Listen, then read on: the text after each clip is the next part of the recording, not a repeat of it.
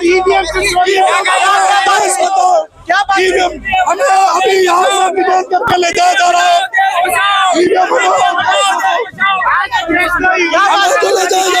EVM को लेकर के आज फिर से दिल्ली की सड़कों पर बड़ा प्रदर्शन हो रहा है। जी हाँ, जिस तरीके से भानु प्रताप सिंह ने 6 जनवरी को दिल्ली के जंतर मंतर पर बड़ा प्रदर्शन किया था ईवीएम के खिलाफ, आज दिल्ली की सड़कों पर सुप्रीम कोर्ट के घेराव की पूरी तैयारी है ईवीएम को हैक करने का डेमो देने की। तो चलिए प्रदर्शन में तमाम लोगों से शुरू करते हैं चर्चाओं को कि क्या वाकई में ईवीएम हैक होगा और बैन होना चाहिए। 24 लोकसभा चुनाव से पहले जिस तरीके से ईवीएम के बैन करने की मांग उठ रही है, क्या लग रहा है कि वाकई में ईवीएम के साथ छेड़खानी संभव है? सर, आप सभी मीडिया बंधु जंतर मंतर पे मौजूद थे। जो हमारे एक्सपर्ट ने डेमो करके दिखाया था वो किसी हद तक लगता है ना कि हमें वोटों की हमारी लूट हो सकती है। तो अगर हमारी ये मांग है कि हमें 50 मशीनें दे दी जाएं और आज हम मार्च करेंगे चुनाव आयोग तक, सुप्रीम कोर्ट तक, तो सर ये बताइए कि हमारा अधिकार नहीं है? अगर हमारा वोट हमें ही पता नहीं चले कि हमारा वोट जा कहाँ रहा है, हमारे वोट के साथ खिलवाड़ हो रहा है, तो फिर कैसे काम चलेगा? ये एक लोकतांत्रिक देश है, इस तरीके से तानाशाही नहीं चलने देंगे। हमारी जो जायज मांग है उसको सरकार को और चुनाव आयोग को मानना पड़ेगा। ये आवाज, सबसे बड़ी आवाज जनता की आवाज होती है। आज जो लोग सड़कों पर हैं और ये जो आवाज उठाई है हमारे सुप्रीम कोर्ट के सीनियर लॉयर भानु प्रताप जी और महमूद पराचा जी की आवाज है। तो हम इस आवाज को उठाएंगे, हम अपनी मांग को पूरी करा कर रहेंगे। देखिए सर, किसी पर अगर आरोप लगता है, मान लीजिए आप पर या मुझ पर आरोप लगेगा कि आप भी चोर हैं और मैं भी चोर हूँ, तो हम उस आरोप को खारिज करेंगे या छुपते फिरेंगे? तो आरोप अगर लगा है तो चुनाव आयोग हमें 50 मशीनें दे, हम चुनाव आयोग के सामने डेमो करेंगे। अगर हमारा डेमो सही साबित होता है तो ईवीएम बैन होकर बैलेट पेपर से चुनाव हो। अगर हमारा डेमो नहीं होता तो ईवीएम से चुनाव हो जाए, दिक्कत कहाँ रही है? सवाल सबसे बड़ा ये कि आप जिस डेमो की मांग कर रहे हैं, अगर पॉलिटिकल पार्टी देश की मांग करे, विपक्ष एकजुट होकर के अगर मांग करता है तो दिया जाएगा। आम जनमानस अगर इसी तरफ मांग करने लगे तो कल कोई जनता खड़ी होगी कहेगी कि बैलेट पर भी भरोसा नहीं है, तो जनता तो वो भी सुनना तो उनका भी पड़ेगा। तो विपक्ष अगर इस पर सवाल नहीं खड़ा कर रहा तो फिर आपकी मांग क्यों सुने सरकार? देखिए सर, यहाँ पक्ष और विपक्ष का सवाल नहीं है। हम देश के मतदाता हैं, देश के लोकतंत्र में भरोसा लगने वाले लोग हैं। हमें अपना वोट हम देते हैं सरकार बदलने के लिए। हमें अपने वोट से उम्मीद होती है कि हमें अच्छा डेवलपमेंट मिलेगा, हमें अच्छा एम्प्लॉयमेंट मिलेगा, हमें अच्छी शिक्षा मिलेगी, अच्छी हेल्थ मिलेगी, अच्छा रोजगार मिलेगा। तो देखिए, ये सवाल पक्ष और विपक्ष का नहीं है, ये सवाल देश की जनता का है। जनता सरकार चुनती है, चाहे वो पक्ष की हो या विपक्ष की हो। तो हम ये राजनीतिक संगठन नहीं है, ना ही ये कोई राजनीति प्रोग्राम है। हम देश की जनता है, देश की आवाम है और सबसे बड़ी आवाज जनता की होती है। तो हमें कोई पार्टी से मतलब नहीं। हमारे वोटों का गलत इस्तेमाल हो रहा है तो हम ईवीएम के खिलाफ है, बैलेट पेपर से चुनाव होना चाहिए, ये हमारी मांग है। जो लोग पक्ष में वो ये कह रहे हैं कि अगर आप विरोध कर रहे हैं तो समर्थन में जो सत्ता में वापसी बीजेपी बार बार कर रही है उसे ही जनता वोट कर रही है, यानी ईवीएम पर मुहर भी लग जा रहा है। तो सवाल ये है कि आपकी मांग क्यों सुने? जब तक कि विपक्ष इस बात को लेकर खड़ा ना हो, कांग्रेस खड़ी नहीं होती है, तमाम जो इंडिया गठबंधन के 30 दल है सड़कों पर नहीं उतरते और आम जनता सड़क पर है, तो फिर फैसला कैसे आएगा? सर देखिए, जनता अपना काम सड़क पर करती है और जो लोग प्रतिनिधि चुनकर भेजते हैं अपनी हक की आवाज, अपनी आवाज को उठाने के लिए सदन में, जो देश का सदन मंदिर है संसद भवन, वहां पर आपने देखा अभी आज तक ऐसा हुआ था जो 150 सांसदों का निलंबन हुआ हो? किस बात पर हुआ? अगर इनकी गलत नीति का विरोध करें, इनसे सवाल पूछे तो इसको निलंबन कर दो। एक महुआ मोत्रे जी है, टीएमसी की सांसद है, उन्होंने एक बात कही थी कि सवाल ये नहीं है कि बस्तियां किसने जलाई, बल्कि सवाल ये है कि पागल के हाथ में माचिस किसने दी। उनको निष्कासन कर दिया, संजय सिंह को जेल में डाल दिया, आजम खान को पूरे परिवार के साथ जेल में डाल दिया, उनकी विधायकी चली गई, उनके बेटे की विधायकी चली गई। कि सारे भ्रष्टाचारी और अपराधी तो हमने जेल में डाल दिया, एक भी भ्रष्टाचारी को मैं बाहर नहीं रहने दूंगा, ऐसे मतलब बयान आते हैं। आपने हेमंत बिस्वा शर्मा का नाम सुना है, जो असम के मुख्यमंत्री है? बहुत बड़ा घोटाले किया है उन्होंने, याद होगा आपको। वो बहुत बड़े घोटालेबाज थे। अब बीजेपी में आ गए तो उनको ऊपर गंगा जल छिड़क दिया गया। और एक जो भाजपा के पास क्लीन वाली मशीन है ना, इधर से अपराधी डालो, इधर से राष्ट्रवादी निकलेगा, इधर से आतंकवाद के आरोप वाला डालो, इधर से देशभक्त निकलेगा। आपने हेमंत बिस्वा शर्मा पहले भ्रष्टाचारी थे, आज बीजेपी से सीएम बने हुए। अजीत पवार का नाम सुना है आपने? जो महाराज कितने बड़े घोटालेबाज थे। तो भाजपा वालों के पास ऐसी कौन सी वॉशिंग मशीन है जो अपराधियों को राष्ट्रवादी बना देती है।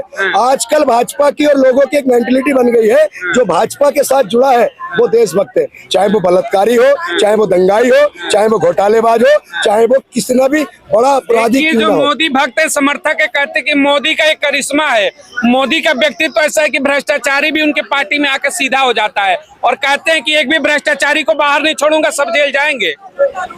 तो सर जो हेमंत बिस्वा शर्मा है वो जेल क्यों नहीं गए, सीएम बने बैठे हैं। तो भाजपा में आ गए ना। अरे तो भाजपा में आ गए, भाजपा के पास ऐसा कौन सा ठप्पा है जो राष्ट्रवादी बन जाता है। वो ठप्पा हमारे भी लगा दे, जो यहाँ इतने लोग हैं उनके भी लगा दे। भाजपा ज्वाइन कर लीजिए, लग अरे जाएगा। सर तो भाजपा ज्वाइन कर ले, हम देखिए स्वतंत्र है, हमें पूरा अधिकार है, ये देश लोकतंत्र से चलेगा, ये देश संविधान से चलेगा, ये इनकी मनमानी से और हिटलरशाही से नहीं चलेगा। हम देश को धर्म के नाम पर, जात के नाम पर, अराजकता के नाम पर नहीं बंटने देंगे। हम देश के नागरिक हैं। इस समय देश में अराजकता है। अरे सर देखिए क्या क्या माहौल हो रहे हैं आज। राममय है, चारों तरफ राम ही राम है, सब एकदम राम मंदिर उद्घाटन होने जा रहा है, प्राण प्रतिष्ठा हो रही है। मंदिर का उद्घाटन हो रहा है, बहुत अच्छी बात है, लेकिन मंदिर मेरे देश के न्यायालय ने बनवाया है और मैं न्यायालय की कद्र करता हूं क्योंकि हम संविधान को मानने वाले लोग हैं। एक बात बताइए, मंदिर बीजेपी ने बनवाया। मोदी जी 11 दिन की तपस्या पर निकले हैं, कह रहे जब तक प्राण प्रतिष्ठा नहीं होगा तपस्या कर रहा हूं देश के विकास के लिए। सर मुझे एक बात बताइए, मंदिर भाजपा ने या मोदी जी ने बनवाया है या सुप्रीम कोर्ट ने बनवाया? सुप्रीम कोर्ट ने। तो फिर भाजपा वाले उसका क्रेडिट क्यों ले रहे हैं? एक बात बताइए, जो ये प्रमाण बांटते फिर रहे हैं कि इनविटेशन दे दीजिए मंदिर का, उसको इनविटेशन दिया, उसको नहीं दिया, घर चावल और कार्ड दिया। अरे सुनिए तो सर, ये देश हमारा स्वतंत्र है, बिल्कुल संविधान से चलेगा। संविधान में एक आर्टिकल है 25 यानी कि अनुच्छेद 25, उसमें क्या लिखा है कि हर व्यक्ति को अपने धर्म के प्रति प्रचार प्रसार करने की, पूजा आराधना नमाज आदि पढ़ने की अपने धर्म के प्रति आजादी है। तो मोदी जी तो कहते हैं सबका साथ सबका विकास। पूरी मेरी कंप्लीट होने दीजिए। सबको आजादी है आर्टिकल 25 में। अब ये बताइए, अगर आपको या मुझे या कुछ लोगों को निमंत्रण नहीं मिलेगा तो क्या हम राम मंदिर में दर्शन करने नहीं जा पाएंगे? बिल्कुल जाएंगे। तो सर ये कौन सी नौटंकी हो रही है? और एक बात बताइए, जो सरकार चुनते हैं हम सरकार को मंदिर मस्जिद गुरुद्वारा चर्च बनाने के लिए चुनते हैं या देश के विकास के लिए? आस्था का विषय है, 500 वर्षों का इतिहास बदला है। कह रहे कि हिंदुओं की आस्था है, देश की 80 करोड़ के लगभग की आबादी जिस धर्म से आती है, कहते हैं ऐतिहासिक फैसला है। विपक्षी तो खलबला रहे, कह रहे कि राम के नाम पे राजनीति हो रही है। चलिए सर, हम तो देखो राम जी मर्यादा पुरुषोत्तम है, भगवान राम सबके हैं, ना कि भाजपा वालों के। ठीक है, राम कांग्रेस के भी हैं, सबके हैं, मेरे भी हैं। न्योता ठुकरा दिया, न्योता ठुकरा दिया। न्योता देखिए वो उनका विषय है, मैं कोई कांग्रेस का प्रवक्ता नहीं हूँ ना जो मैं आपको ये जवाब दूंगा। ये मेरी अपनी स्वतंत्रता है, मैं देश का नागरिक हूँ, मैं कोई कांग्रेस का प्रवक्ता। कांग्रेस की वो अपनी मेंटलिटी है, कांग्रेस का अपना डिसीजन है। देखिए, मंदिर में जाने का निमंत्रण किसी को मिले या ना मिले, हर व्यक्ति का अपना फैसला है, हर व्यक्ति स्वतंत्र है, जो चाहे मंदिर जाए, जो नहीं चाहे जाए। इस फैसले का स्वागत करते हैं। देखिए, मंदिर बन रहा है, उसका हम स्वागत करते हैं। मोदी जी को धन्यवाद देंगे। मोदी जी को धन्यवाद किस बात का देंगे सर? प्रतिष्ठा करने मोदी जी को किस बात का धन्यवाद? योगी जी को दे दिए। योगी जी को भी नहीं देंगे। उनको हमने अच्छी शिक्षा के लिए चुना है, रोजगार के लिए चुना है, अच्छे एम्प्लॉयमेंट के लिए चुना है, बड़े बड़े कॉलेजेस, यूनिवर्सिटी, हॉस्पिटल बनाने के लिए चुना है, IIT, एम्स बनाने के लिए चुना है। मंदिर मस्जिद का काम हमारे धर्म गुरुओं का है। देखिए, धर्म का राजनीति से कोई मतलब नहीं, कोई मतलब। धर्म अलग है, राजनीति अलग है। अगर आप धर्म को राजनीति में मिलाओगे तो वो गलत है। देखिए, जब कोई भी व्यक्ति संवैधानिक पद पे होता है ना, चाहे वो गांव का प्रधान हो, चाहे वो विधायक हो, MP हो, मुख्यमंत्री हो, मंत्री हो, प्रधानमंत्री हो, उसको एक शपथ दी जाती है कि मैं ईश्वर की शपथ लेता हूँ, संविधान की शपथ लेता हूँ कि मैं बिना किसी भेदभाव के, बिना किसी धर्मवाद के मैं अपने पक्ष का पूर्ण पालन करूंगा। एक सवाल देखिए, आपने कहा कि राजनीति में धर्म नहीं आना चाहिए। स्टालिन का बयान आपने सुना होगा, उन्होंने कहा कि सनातन धर्म डेंगू और मलेरिया इसे मारकर खत्म कर दो। तो ऐसे बयान भी तो आते हैं सामने से, तो इधर से जय श्री राम होगा। देखिए सर, मैंने क्या कहा, मैं स्टालिन की पार्टी का प्रवक्ता हूँ, ना कांग्रेस का प्रवक्ता हूँ। मैं एक देश का नागरिक हूँ। मैं जहाँ भी कोई अन्याय की लड़ाई होती है या जुल्म हुआ है, उसके साथ खड़े हैं। हम देश की जनता है, हमें सही और गलत में फर्क समझना चाहिए। मैं स्टालिन ने क्या बयान दिया, स्टालिन को इसलिए कोर्ट बना है ना, सबसे बढ़िया जो अदालत है उच्चतम न्यायालय है, जिस पर हमें भरोसा करना चाहिए। देखिए सर, आपने देखा होगा ट्रेन चला बुलडोजर का, देखा है आपने? बाबा का बुलडोजर का, बुलडोजर नहीं, बाबा का बुलडोजर। सर एक बात बताइए, आप अगर अपराधी हैं, आपके पीछे आपका परिवार है, बच्चे भी होते हैं, बीवी भी होती है, माँ बाप भाई बहन होते हैं, आपने अपराध किया, आपके घर पर बुलडोजर चला दिया गया, ये कौन सा न्याय हुआ? आपके ऊपर आपने अपराध किया, आपके घर पर के अपराध से कमाई हुई संपत्ति तो जमीन में मिलनी चाहिए, जमीन जोत कर दिया। तो सर मैं बिल्डोजर के समर्थन में नहीं हूँ, मैं बिल्डोजर के खिलाफ हूँ। बिल्डोजर किसी पर भी चले वो गलत है। एक बार बताइए, अपराधियों की एक जैसा व्यवहार होना चाहिए।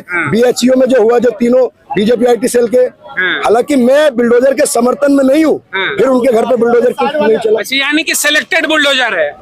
भाजपा के जो सरकार के उनके समर्थन के लोग हैं, उनके साथी लोग। अहमद जैसे लोगों को मिट्टी में मिला दिया गया, तो इस पर क्या दिक्कत है? बाबा कहते हैं कि सारे अपराधी मिट्टी में मिला देंगे। गए अतीक अहमद को, देखिए अतीक अहमद को मिट्टी में मिलाना बाबा ने नहीं मिलाया, और जो उनके साथ हुआ है वो गलत हुआ है। किसी की भी हत्या करने की इजाजत हमारा संविधान नहीं देता। अतीक अहमद अगर माफिया थे, गलत थे, तो उनको सजा कानून देता, उनको सजा हमारे देश का न्यायालय देता। तो मैं किसी भी हत्या के समर्थन में नहीं हूँ, चाहे वो धार्मिक नारे लगाकर हत्या हो, चाहे वो जात के नाम पर हत्या हो। देश में अराजकता का माहौल फैले। चलिए एक आखिरी सवाल लेना चाहूंगा, राम राज्य है कि नहीं वर्तमान में? 14 से लेकर के 24 की सत्ता आने वाली है, कहते हैं कि राम राज्य चल रहा है, सब कुछ खुशहाल है, राम का मंदिर भी बन गया, प्राण की प्रतिष्ठा भी होने जा रही है 22 तारीख को। मोदी है तो हर चीज मुमकिन है, प्राण प्रतिष्ठा होने वाली है, राम मंदिर है कि नहीं? इस समय बताओ ना, राम राज्य। सबसे पहले आप पत्रकार बंधु हो, मुझे आप राम राज्य एक्सप्लेन कर बताओ, मैं फिर जवाब दूंगा। कहते हैं कि जहाँ धर्म की बात हो वही राम राज्य है, मंदिर बन गया, 500 वर्षों का इतिहास बदला। अच्छा एक बार बताइए, मंदिर बनना ही राम राज्य है? आप अच्छे दिन है। सुनिए सर, भाजपा सरकार तो 1999 से और 2004 तक अटल बिहारी वाजपेयी जी प्रधानमंत्री रहे थे। अगर भाजपा ने मंदिर बनाया तो उस समय मंदिर क्यों नहीं बना? यदि राम राज्य नहीं है। देखिए राम राज्य, मैं चाहता हूँ राम राज्य हो। राम राज्य क्या होता है? राम राज्य में हर व्यक्ति खुशहाल हो, राम राज्य में बेटियां सुरक्षित हो। तो बेटियां है ही, बेटी बचाओ बेटी पढ़ाओ है। बेटी बचाओ बेटी पढ़ाओ है। आप दिल्ली यूनिवर्सिटी का नाम सुना है आपने? वहाँ पर एक बेटी है जिसका नाम है डॉक्टर रीतू, वो देश की बेटी है, उठा दी गई, 150 दिन से बैठी है, उठा दी गई। और बाबा साहब अम्बेडकर का संविधान वहाँ पर प्रतिमा रखी थी, संविधान रखा था, उस जगह का शुद्धिकरण किया गया। ऐसा ही रामराज लोग चाहते हैं।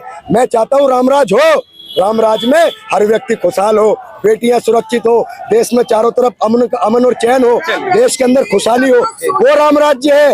राम जी सत्ता के लोभी नहीं थे। राम जी अगर सत्ता के लोभी होते तो राजपाट छोड़कर वनवास नहीं जाते। आप राम जी के आदर्श बनो। राम जी को अगर अपना आदर्श मानते हो तो उनके सिद्धांतों पर चलो। मोदी से बड़ा राम भक्त कौन हो सकता है? मोदी से बड़ा राम को मानने वाला कौन हो सकता है? इस सृष्टि में कोई नहीं है। देखिए अगर मोदी जी राम भक्त बन रहे हो, इतना ज्यादा राम मंदिर के लिए और बहुत सा वो कर रहे हैं, तो वो प्रधानमंत्री के पद से इस्तीफा दें और राम मंदिर के महंत बन जाए, दिक्कत कहाँ आती है? लेकिन जो एक संवैधानिक व्यक्ति है, चाहे वो किसी भी धर्म किसी भी जात का हो, उसे गद्दी पर रहते हुए धर्म का प्रचार करने की मैसेज क्या देना चाहेंगे देश की आम जनता के लिए चुनाव से पहले ईवीएम को लेकर? देखिए ईवीएम हटनी चाहिए, वोटों की जो लूट है ये खत्म होनी चाहिए। हमारा वोट कहाँ गया?